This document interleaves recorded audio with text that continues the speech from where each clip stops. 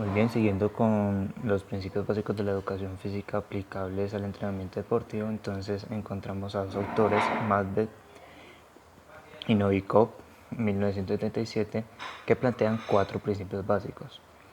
Los vemos acá, que son principios sensorial, sensoro-perceptual, principio de la conciencia y la actividad, principio de la accesibilidad y la individualización y principio de la sistematización. A continuación vamos a ver cada uno de ellos. Comenzamos con el principio sensoperceptual. Dice que cualquier movimiento inicia con la percepción de un fenómeno estudiado para poder que ésta tenga un mayor dominio sobre destrezas motoras nuevas. Debemos tener en cuenta de que este se relaciona mucho con la sensación y los órganos de los sentidos, como por medio de estos órganos sensoriales percibimos el mundo que nos rodea. Entonces podemos ver acá que se relaciona con los órganos de los sentidos, se basa en cómo el niño percibe desde su capacidad sensorial. Si hablamos de algún deporte específico, entonces, por decir algo, atletismo, como el niño desde sus diferentes órganos de los sentidos percibe ese deporte, desde lo sensorial, desde lo visual, entre muchas otras cosas. Tenemos de que la relación entre lo sensorial y la percepción hace que el aprendizaje práctico del niño se desarrolle más rápidamente. Entonces, esta relación que hay entre lo sensorial y cómo desde lo sensorial se percibe hace que el aprendizaje motriz, el aprendizaje práctico, se desarrolle más rápidamente y más eficazmente. El principio sensoperceptual, podemos hablar de ciertas características en cuanto a su aplicabilidad. Entonces, el formador organiza la metodología de enseñanza de tal forma de que esta enseñanza y de que este proceso haya la mayor cantidad de analizadores corticales. O sea, esto se refiere a que el aprendizaje o que el proceso que se está llevando a cabo se almacene en cierta parte de la corteza cerebral para que ésta de alguna u otra forma vaya este conocimiento, el niño se vaya apropiando de este conocimiento, de este proceso que se está llevando a cabo. Se debe tener en cuenta la demostración y explicación de la ejecución, hablando de algún gesto deportivo específico, siempre parte de la demostración y de la explicación del movimiento, cómo debe ser el movimiento y por qué se realiza de esa forma el movimiento, cómo es la técnica del movimiento para que el niño comprenda más estas bases y se apropie más de su deporte, del movimiento y cualquier, de cualquier actividad motora. Y por último, a través de la detección, corrección de errores se va reforzando la información.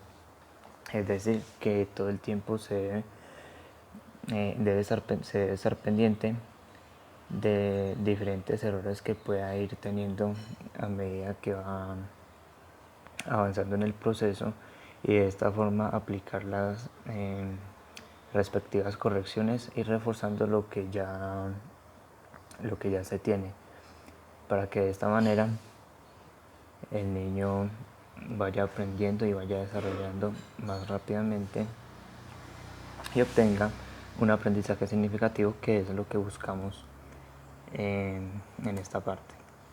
Luego tenemos el principio de la conciencia y la actividad.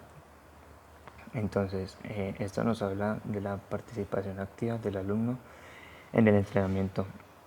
Entonces, ¿a qué se refiere? A que el alumno debe tener una participación consciente.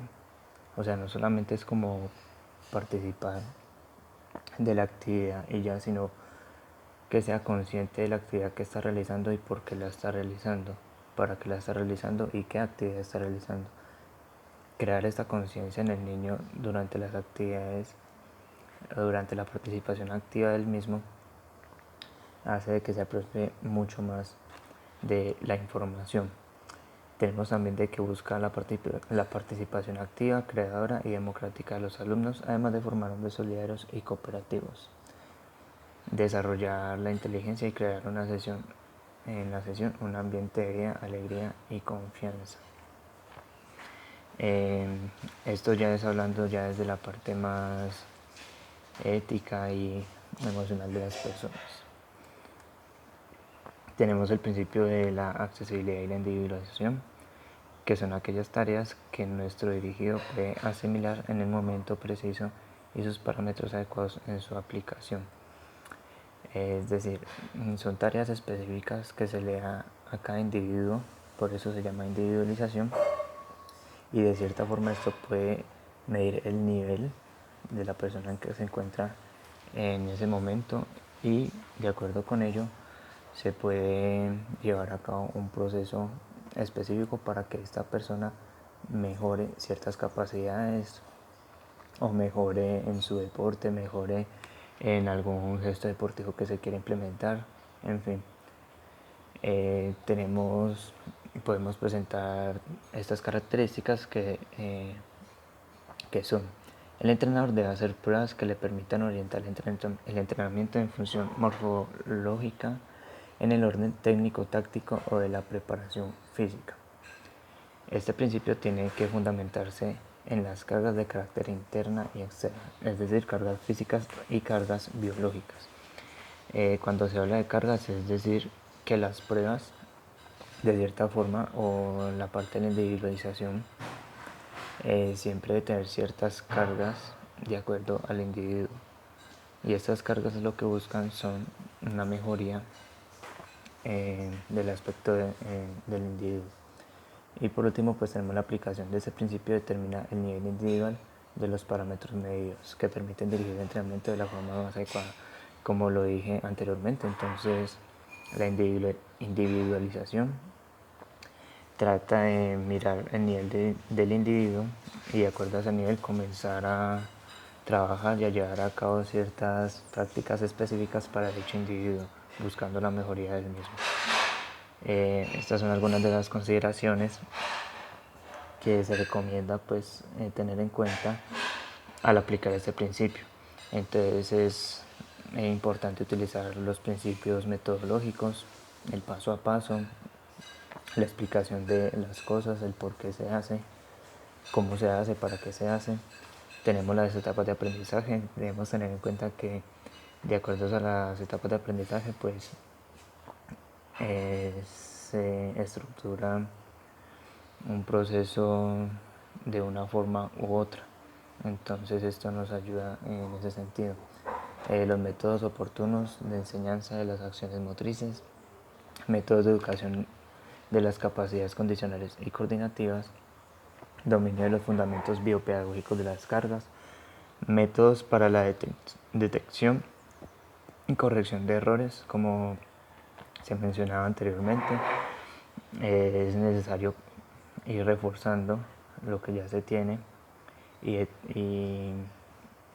observar aquellos errores para realizar la corrección respectiva de la técnica que se quiera llevar a cabo.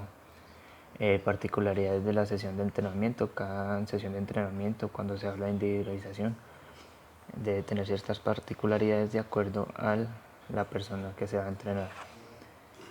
Planificación del entrenamiento deportivo, edad cronológica, biológica y el sexo. Debemos tener en cuenta que el entrenamiento y las diferentes actividades que se realizan de acuerdo a la edad y el sexo, ya que por factores biológicos y físicos esta varía. Por último, tenemos el principio de la sistematización. Dice que los nuevos hábitos motores se pueden formar bajo las bases que tenía anteriormente. Se dice que esto se aplica para las mejoras. ¿Qué nos quiere decir eso entonces? Sabemos de que bases motoras que se tienen anteriormente pueden ayudar mejorar y aprender diferentes acciones motrices, hablando de un deporte específico o de algún gesto deportivo. Entonces, la sistematización trata de que este movimiento o esta acción motriz que la persona ejecuta se haga de forma más natural. Bueno, es decir, la persona se apropia del movimiento de tal forma de que al realizarlo podemos poner de ejemplo una patada en taekwondo. La persona ya se apropia del movimiento y ya no tiene que pensar específicamente en realizar ese tipo de patada específica, sino que simplemente lo realiza con naturalidad porque ya es algo que tiene mecanizado y se apropió del mismo. Tenemos acá las referencias bibliográficas y muchas gracias por su atención.